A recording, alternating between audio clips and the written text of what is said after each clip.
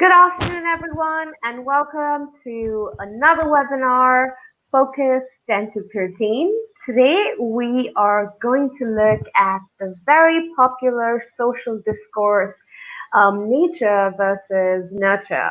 I find it very interesting personally. If you've been here before, you might have seen me. My name is Michelle. I'm originally from Pakistan, and I've been living in Milan for about 3 years now, and I am a teacher in Milano Meravigli with Anika. Okay, hi guys. My name is Anika. I am also a teacher at Myes like Michelle, and I'm from Bangladesh originally. I've been living in Italy for 6 years, and before that, I used to live in Malaysia for a while. So, if you have been watching the webinars, you may already know me as well. I can see some people already joining us. So please say hi in the comment section and tell us where you are, your name, and what you're doing these days. Fantastic. So Anika and I actually haven't seen each other since the school shut down, right? Yeah, it's been too long, Michelle. It has. How have you been? Well, it's been fine. The beginning was hard, but I think I'm much more used to this situation than before. And what about you, Michelle? What have you been doing these days? Um, I've been working and reading and doing some household chores, just things to keep myself busy. And I actually find I'm even more busy now because Mhm. it takes 2 hours to go to the supermarket. Oh yeah. And I'm always on the phone with family members or Mhm. friends from around the world because Mhm. everyone seems to be going through this. I And see. we have a few students writing in. We have Lucia from Napoli and Fabiola from Rome. Hello. We hope you're doing well. Um, so let's just jump into it. Let's do it. Would you like So, to read? sure. So our topic today is nature versus nurture. It's a huge debate on um, on the origin of some of our characters or behavior, and we're going to talk about our upbringing, and we're going to talk about phrasal verbs for learning. So upbringing is could be an interesting word to discuss. So what does upbringing mean, Michelle? Right. So the word upbringing, the root is to bring up. If you look at the phrase to bring up, it means to raise someone from when they are a child to when they turn into an adult. So, upbringing is the treatment of that child, the treatment that a child receives from a parent from childhood up to their adult life. Yeah. Okay, Okay, so that's a nice definition that I'm gonna write down for you guys. and in the meantime, there's Roberto from Milano. Hello, Roberto. Yes, Hi. Fabiola, you're absolutely right. To bring up means to help someone grow up. Just to grow up doesn't necessarily mean to bring up, because grow up just means to grow from a child to an adult. Hmm. Yeah, and bring up is done by another person to the child. Absolutely. So thank you for interacting. Keep writing, guys. We love it when you guys write to us. It makes the lessons so much better. Right? Absolutely. We love your comments and it makes our webinars more fun. Okay, nature versus nurture. Anika and I are going to read through the questions and discuss it, but we'd love to hear what you guys think as well. So definitely write to us and we'll read your answers out. Okay, so what Okay, is so the nature versus nurture debate? What do you think, Anika? this is a very popular debate about where our characters or the human behavior come from. So if we say that it comes from nature, that means it's something that's part of us since we were born, maybe genetically, or something that cannot be changed. Whereas the nurture debate refers to behavior that is influenced by our environment or our upbringing, the way we were treated as a child. So I think the different people have different opinion on specific characters, but I think I'm a big believer in the nature argument. I Okay, think most and things are. Hmm. okay, tell us more, because that's interesting. Because I believe So, nurture plays a part as well. So I'd love to hear oh your. yeah, nurture. I'm sorry. I say nature? I'm sorry. I was meant nurture. When your environment is influencing, um, I believe that the environment is influencing us, and Right, things can be changed. no worries. Too many webinars in a row. Right, so that's interesting. What do you guys think? Do you believe in nature or do you believe in nurture?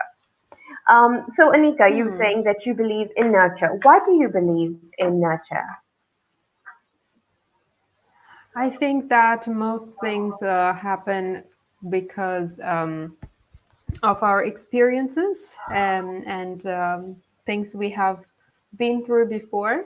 So if we so I think that's a good thing because if that is really the case, we can change things and take control of a lot of things in our lives. Right, But some things obviously are they come from nature. Like if their my eye color is brown, it's because of nature and no other reason. right, Uh, absolutely. what do you think, Michelle? I agree. You know, it's the same thing, like the differences between the two.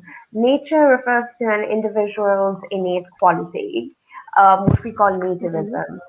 And nurture refers to your personal experiences.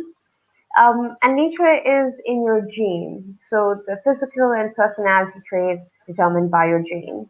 And they stay the same irrespective of where you're born, where you're raised. And I think these obviously include physical factors like the color of my skin or the fact that my hair Hmm. is curly, but then also Hmm. some characteristics we receive them from our family members.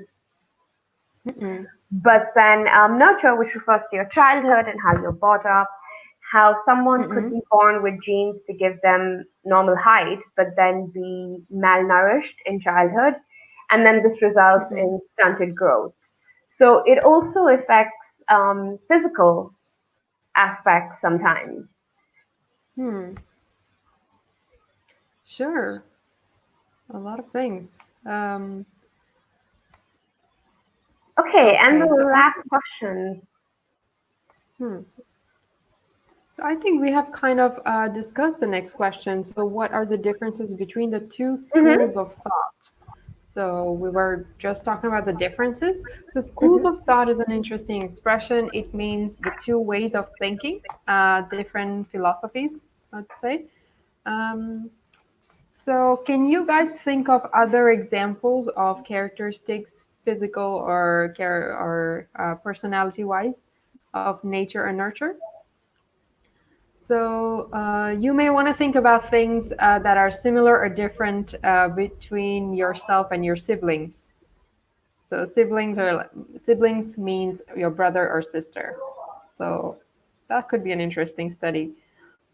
Also, there are a lot of studies on twins who are raised or brought up in the same environment or different environment to Mm. determine whether nature or nurture wins.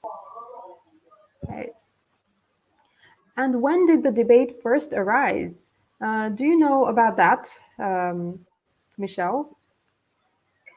So there are two schools of thought on this. Hmm. First school of thought says that this debate arose with Darwin, right? Um, when Okay. he published his research, this was part of that as well. But then Hmm. the other school of thought is that I can't remember his name. Hmm. I There didn't is know about this until very recently, to be honest. Yeah, I what's his just name? I'm found out sorry. About? Sorry. about when the debate like started. Like, Right, right. Because it's a really old conversation. Like it's been around for hmm, centuries. So hmm, a few yeah, 100 years. I guess.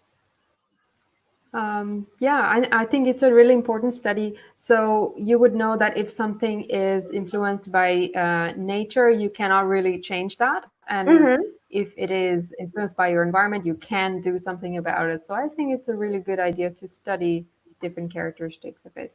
So Okay, that I just actually remembered his reminds me name. of this. Francis Galton. Francis Galton. He Oh, was an English polymath.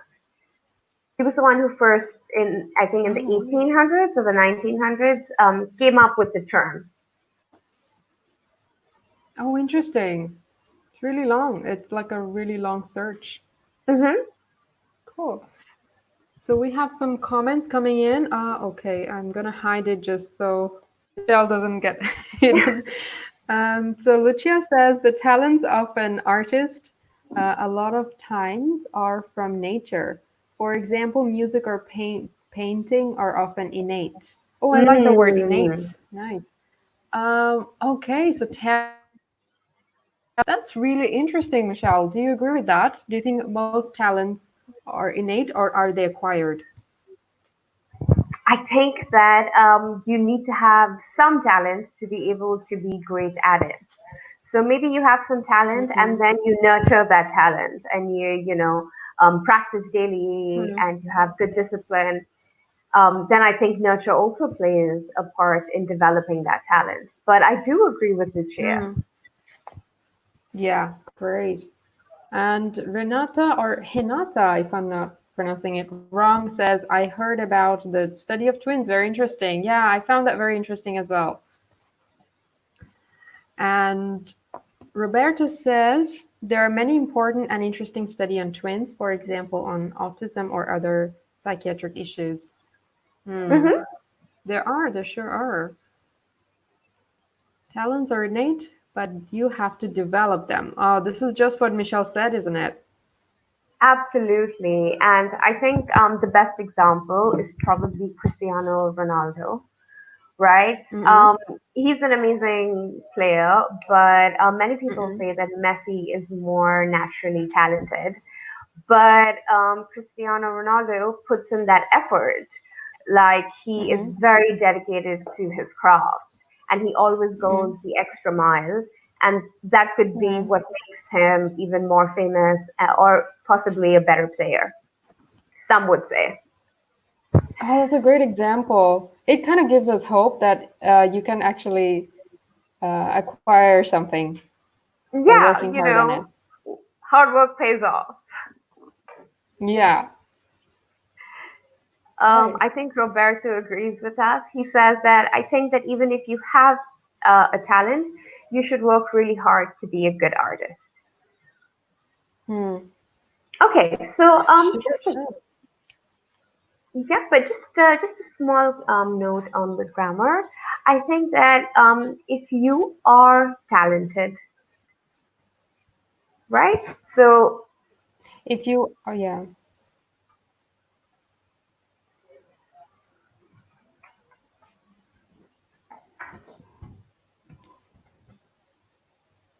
yeah, to be talented.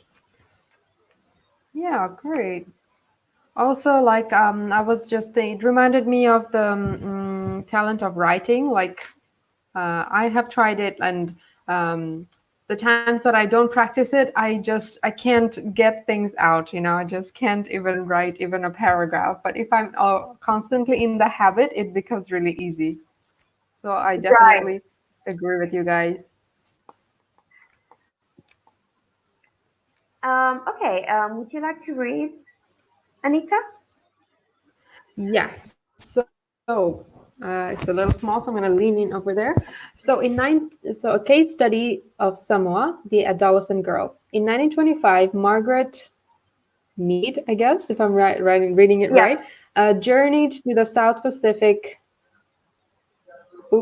territory probably, of American Samoa. She sought to discover whether adolescence was universally traumatic and stressful time due to biological factors, or whether the experience of adolescence depended on one's cultural upbringing. After spending about 9 months observing and interviewing Samoans, as well as administering psychological tests, Mead concluded that adolescence was not a successful time for girls, not a stressful time for girls in Samoa because Samoan culture patterns were very different from those in the US. Oh, that's so interesting. Right. Yeah. It's a very interesting story. What do you think about this? So I think definitely that you can be the same age group, but the way you are brought up in different cultures can actually influence how you behave, your stress level, and um, your experiences are really different. So I imagine Samoa to be a really relaxed and relaxed place without a lot of pressure on adolescents Mm-hmm. growing up there. So I guess that really affected their lives. Um, it also reminds me of a time I read an article about being happy, and it said, sadly enough, it said a percentage of um, factors. One of the factors for being happy could be genetic, Mm. but it's not a really big percent. It was like I think 10% or something like that. Can't really remember. Right, but it Which does probably is not a good news. contribute. Sorry, But what it was does that, Michelle? contribute. It does contribute. Yes, I was really surprised by it. Yeah, that is surprising nonetheless, but it's also validating to know that there are some Yeah, things that are beyond your control. yeah, true. Okay, if you guys have any Okay. questions about vocabulary, write to us and let Mm-hmm. us know, of course. And we are going to move Mm-hmm. on. Okay, so let's talk about different cultures. Would you like to read? Yes. So the first question says, how can you rationalize similarities between seemingly opposite cultures? What are some examples? And the second question says, why is this debate important to modern science? What would be the implications be if one side has a greater effect on who we are than the other? Okay. And is an imaginary world without differences feasible? So if you guys want to answer the questions, you can just type it out, number them one, two, three, and type out the answers. It would be really interesting to know your opinions. Okay, what do you think, Anika? How So, do we rationalize? so rationals between seemingly opposite culture. Yeah, that can be something really interesting to study. So two cultures could be really different, like the ones we saw before, the Samoan culture and the culture in the US. But maybe some things were similar. Um, I think the only way to rationalize that is nature, because some things are either fortunately or unfortunately come from nature and you can do nothing about it. Mm-hmm. I'm actually thinking of examples as I speak. We actually have a comment here from Renato saying maybe they're not so relaxed, but they only have no prejudices. Also could be. Maybe their mentality is different. Maybe the culture itself is not the same. Yeah, definitely. Because the culture is different, so the prejudice, we all have our own prejudices. It's Hmm. next to impossible that you're not prejudiced in some way, or you're not at least biased in some way. So you definitely have Hmm. all these biases within you, and their biases are different from the Western world. And what she also saw, Hmm. Margaret Mead, was that their social structure was different, their education system was different, the way Hmm. the way they treated were women were different. So Hmm. you're right. It's a range of different things that resulted in this Hmm. um, non-stressful adolescence, right? Right. Okay, so Lucia says, what is the meaning of feasible? Feasible is possible. What is Yes. actually possible in real terms? Hmm. So which is spelled WHICH, but I think the correct structure of a question would be, or it's more common to say, what does feasible mean? Mm. Okay, that's great. So you guys can ask questions at any time.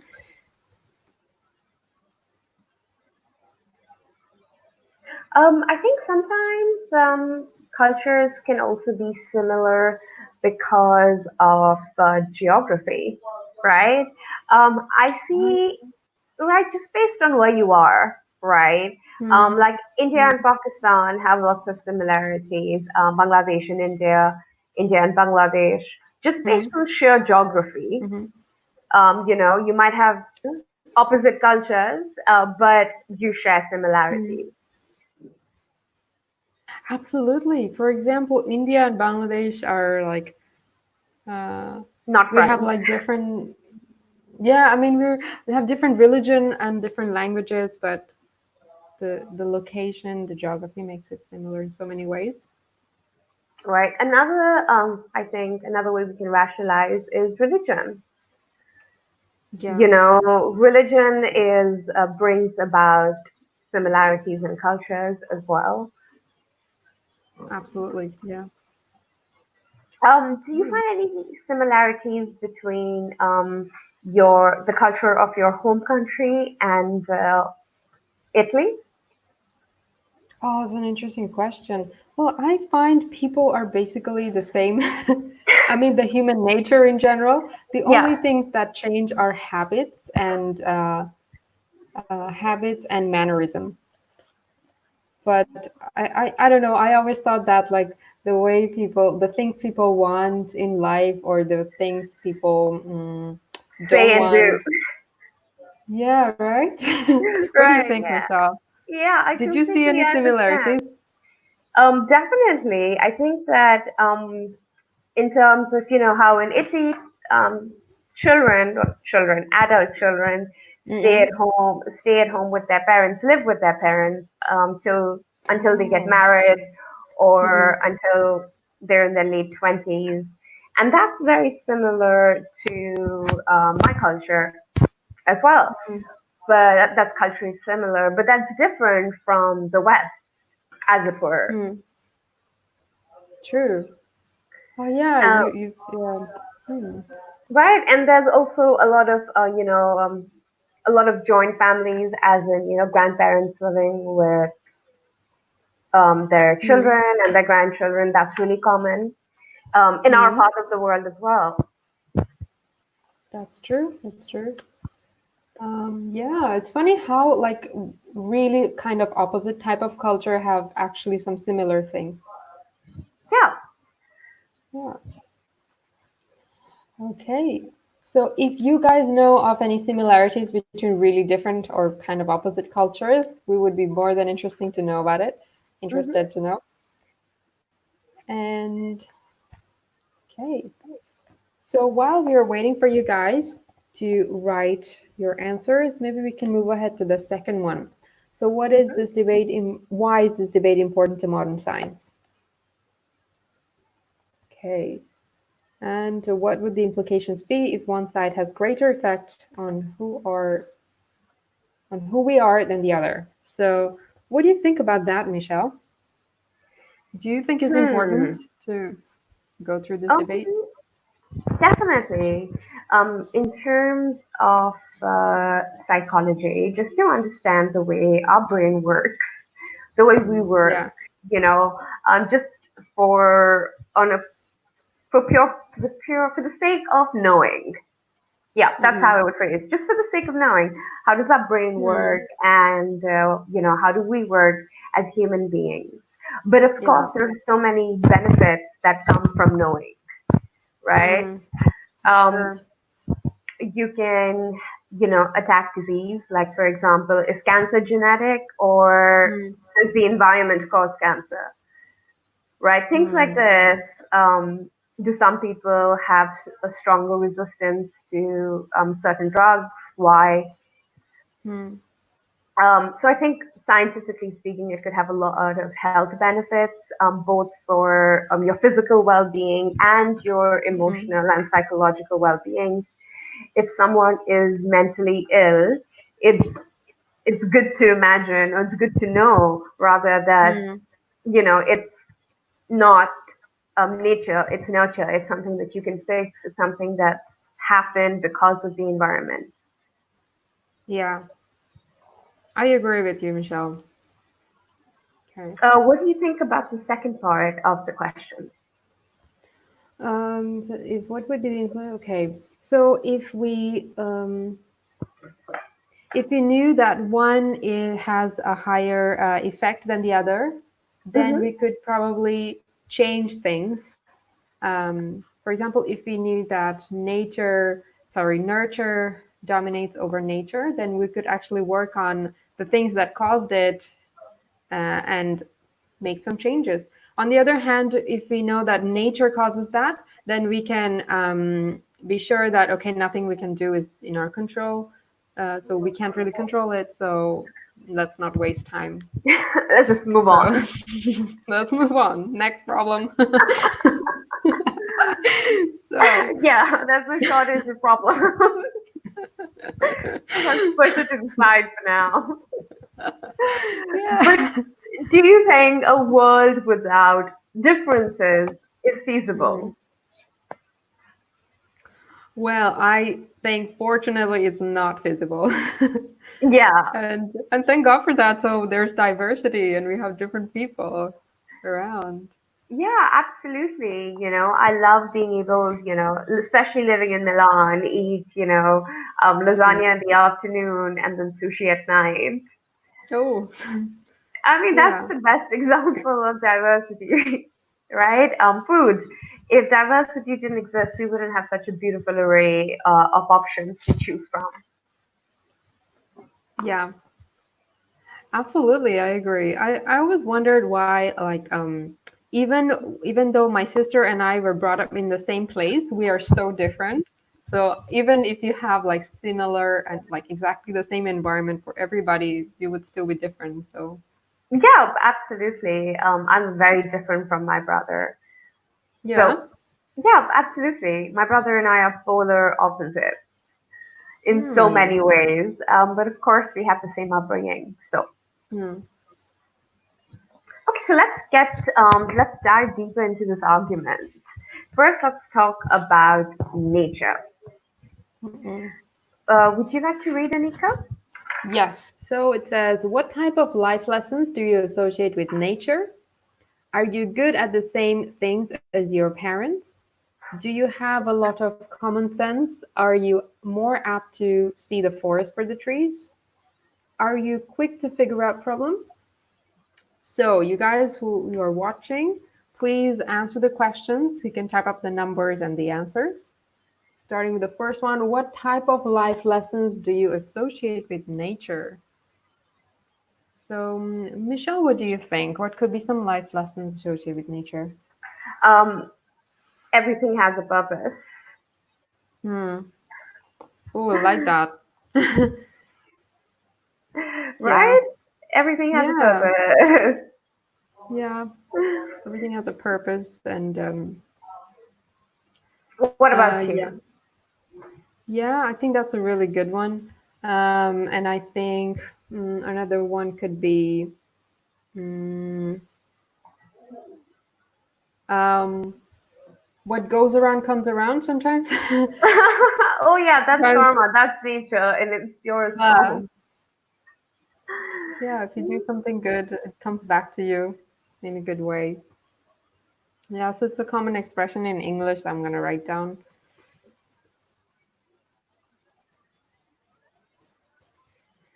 Okay, so what do you guys think about the first question? What type of life lessons do you associate with nature? Ooh, Roberta has a nice comment Mm. here.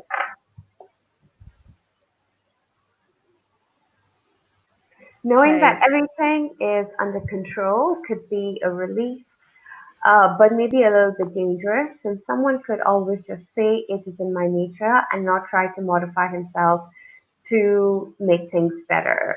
Yeah, absolutely.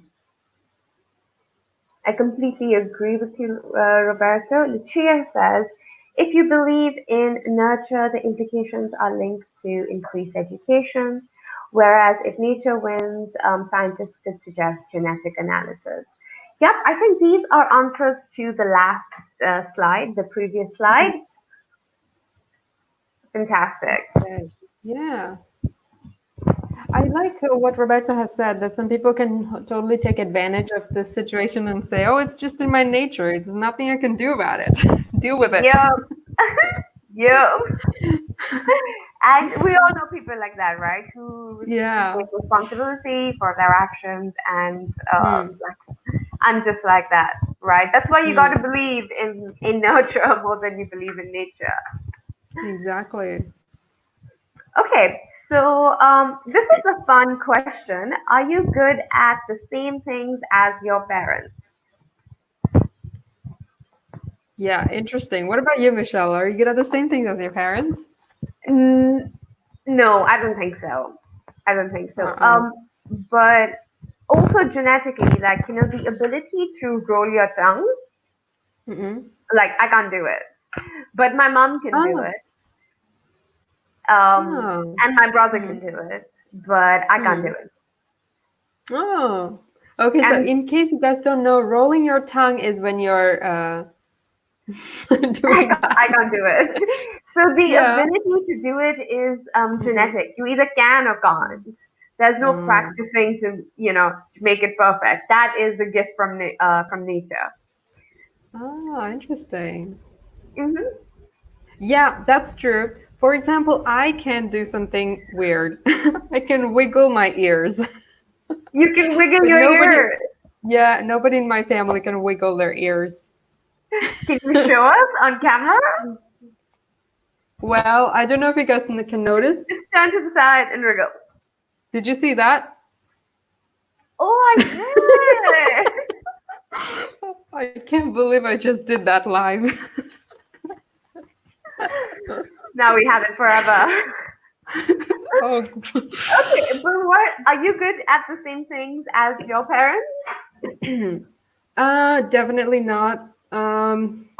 My dad is, for example, really good at constructing things, fixing things around the house, and I'm terrible at it.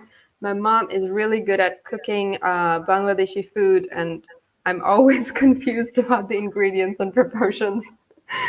So I'm good at other things, but my parents are good at some other things. Yeah, yeah, same with me, and the same with my mom in food. She cooks Pakistani food, and Mm-mm. she's a pro at it. But there's like Ooh. 12 spices in every dish. You know what I'm talking Oh, about. it's so hard. I know It's so exactly what you're hard. talking about. It's like, Yeah, no, I can't remember these. You need to tell me every time. yeah, Okay, it's next. really hard. Do you have a lot of common sense? This is a good question because is common sense nature or nurture? Ooh, I think it's a bit of both.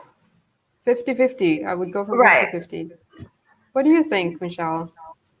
I believe that as in my book, in my experience, as I've gotten older, obviously I've gotten Mm-mm. smarter as one does, and I've developed more common sense through the years.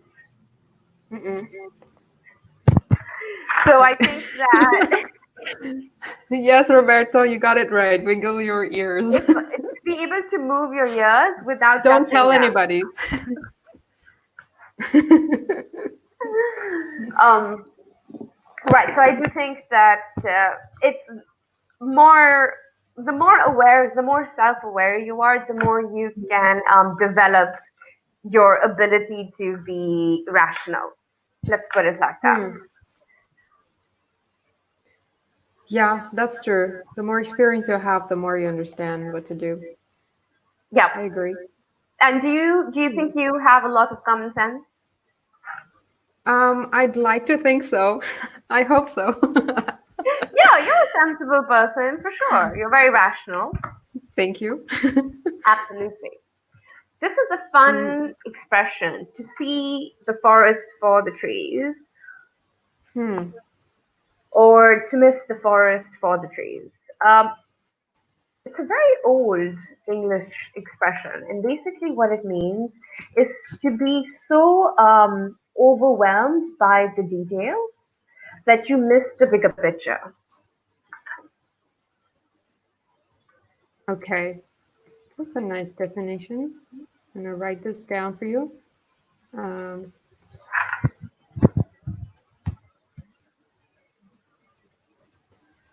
okay. Also, maybe the word apt to may not be familiar. So apt to, it's like you have a tendency to do something. So if you're apt to see the forest for the trees, you tend to be overwhelmed with details, miss the big Okay, picture. so this definition is in the negative, just so that I'm sure you guys know, but just so that you are clear in this, it's can't see the forest for the trees, which means to be overwhelmed by the detail. Oh yes, I'm sorry, it's my Oh, no mistake. worries. I don't be silly. And to see the forest for the trees is to be able to see a pattern to see the bigger picture, to see the general situation. Yeah, So, what do exactly. you think? Are you more apt to see the forest for the trees? Um, well, I like to, sometimes I do get really bogged down with details and, miss the big picture, miss the forest sometimes. Whereas it really depends on what type of decision I'm making. So at times I can be very instinctive and just not look at any detail, just go for it. And sometimes I can be being overwhelmed with the details. What about you, Michelle? Right, yeah, I think I'm the same. Sometimes I can see the bigger picture, and sometimes I can't. It's just Hmm. human. Yeah. What about you guys? Those of you watching, let us know about yourselves. Uh huh. And are you quick to figure out problems? Oh, that's an interesting question. Well, when needed, I can be quick when it's necessary. When it's not, I take my sweet time. What about you, Michelle? I think I'm generally quick to figure out problems. If something stresses me out, I like to Hmm. resolve the situation and not be stressed. Just because Hmm. the stress it gives me anxiety, and I don't like feeling anxious, so I just like to go deal with it and be like, okay, Hmm. it's done. Yeah, yeah, yeah. One less thing to worry about. Phew. Exactly. I got 99 problems, but this ain't one. Yeah. Okay, now let's talk about nature, a bigger influence. Hmm. Okay, Okay. so what type of life lessons do you associate with nurture? What do you Okay. think? So, life lessons that I associate with nurture is could be a person's behavior, like being well mannered or oh, lessons. I'm sorry. So lessons could be so for example, if somebody's upbringing involves like parents always telling children to be polite, being nice with people, and they grow up to be nice people. Yeah, so when things like with things like certain characteristics, like we Mhm. learn, we take in a lot, right? So Mm-mm. in terms of life lessons that we could learn from nurture, I think it's like you said, the biggest one is if you nurture a talent, if you nurture something, it will grow. So Sure. when you nurture a talent, you develop it and you become good at it. When you nurture kindness, you turn out to be a kind person, and Absolutely. so on and so forth. Yeah, I agree with you. You have to exercise it. Yeah, and I think a good example is when you talk about your will, free will, right? Like the ability to get up and do something. Yeah. So many of us, very often, myself included, there are days when we really don't want to do it. There are things that Mm. maybe you have to work out, or you have to write an email, or you have to make a phone call that you don't want to make, whatever, right? You don't Yeah. want to do it, Yeah. and you have to force yourself to do it. So, on occasions like that, I believe it's said that you are practicing, you are exercising your muscle, and that muscle is your mental muscle, your Hmm. willpower. And the more you exercise it, the stronger it becomes. So, the easier it is for you to start overcoming obstacles because Hmm. you keep developing your will and you turn into a mentally strong person. So, Hmm. that's a great example of a life lesson from nurture Yeah, as well. I agree with you. Yeah, I agree with you. Okay. Okay, moving And on. How so, much how of much? what? Go ahead, Michelle. No, no, I'm so sorry. We keep talking over each other. Sorry, guys, there's a slight delay. So sometimes we're overlapping and interrupting each other. But please go ahead, Anika. Okay, so the second question is how much of what you take in is ingrained in your habits? So feel free to tell us about yourselves as well. So ingrained is a nice word. It means something that is innate, like I think Renata has mentioned before, when something is in your nature, that's ingrained. So the question is how much of what you take in is ingrained in your habits? Um, so, what about you, Michelle? Mm, I think, I think now at this point in my life, maybe not because I'm I don't really Hmm. I'm not really at a point in my life where I absorb things and reproduce them, right? Hmm. Yeah, But when I was at that age, like for example, when you're a teenager, a lot of what you take in turns out to be ingrained in your habits. sure, sure. Yeah. Um, yeah, but I did pick up a bad habit when I was a teenager. I started smoking, Okay. so that is a bad habit that has been Hmm. ingrained in. I And see. and so, Hmm. what do you think? What about you? Yeah, I mean, it's kind of similar. I mean, now I don't really take in a lot of new things. I mean, um, I'm sure you I. take in new things like Mm, on the regular, but mm-mm. maybe you don't like allow them to influence you because you're an Ah, adult. right. So, for example, yeah, I take in like I would use the word I take up new hobbies now and again, Hmm? and try to kind of nurture that. For example, I took up sewing very, very recently, and I've been Right. trying to get better at it. And I've been trying to nurture writing as well. This is something I need to also push myself to do because I have noticed that when I stop doing it, I get really bad at it. Hmm. So, yeah. And Okay, is go for it.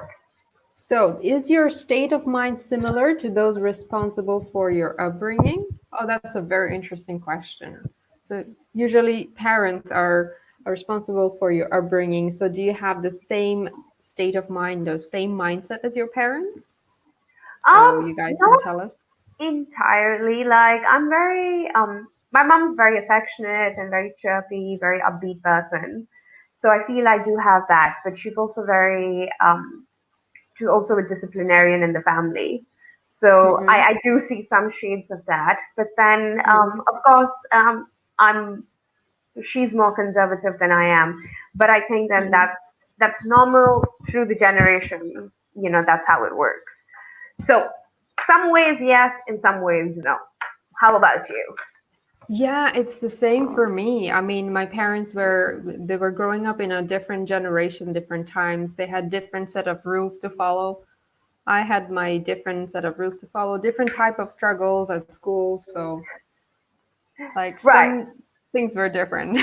So I would say my some things are quite similar to my parents, but some things are quite different. Yeah. Yeah, like yeah, my dad's like super fun, and really funny, and I see some parts of him and me, but I Mm-hmm. also know I'm like not like them, of course, because you are your own person at the end of the day. Yes, for sure. Right. Okay, so where do your interests stem from? What are your hobbies or skills? Oh, that's a really interesting question. I'm really curious to know about everybody else Yeah. if you're still there watching. Um, well, as for me, sometimes these are like really little things. It could be a person who's really good at something and I get inspired, or it Hmm. could be just I saw something in a movie that I liked, or just read a quick article about something and something sparked, and I would start mm, getting interested in it. So, what about you, Michelle? Is there something specific or a usual way for you to spark your interest, stem your No, interest from? not really. I'm just a curious person and I like trying everything. So I'll try everything once. And some things I've tried and I really liked them, so I just kept going back. And some things I've Mm. tried once and I hated it and I never wanted to do it again. Mm. so Oh.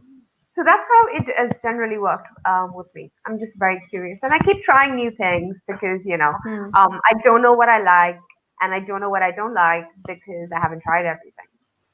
Mm. I like that. So yeah, that's the way to go, I think.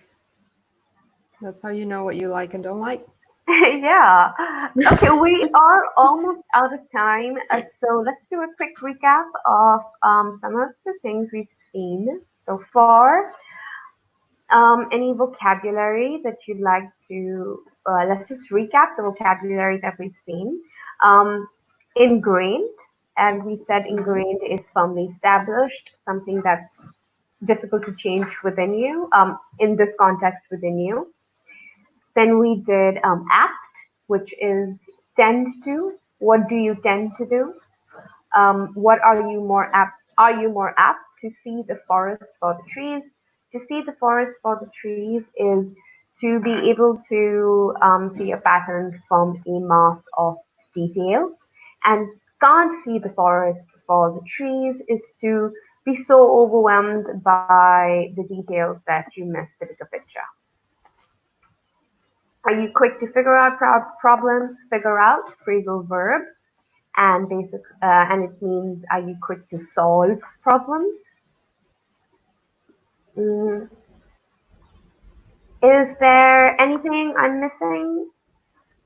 I Anything you'd think you've like to said it add? all.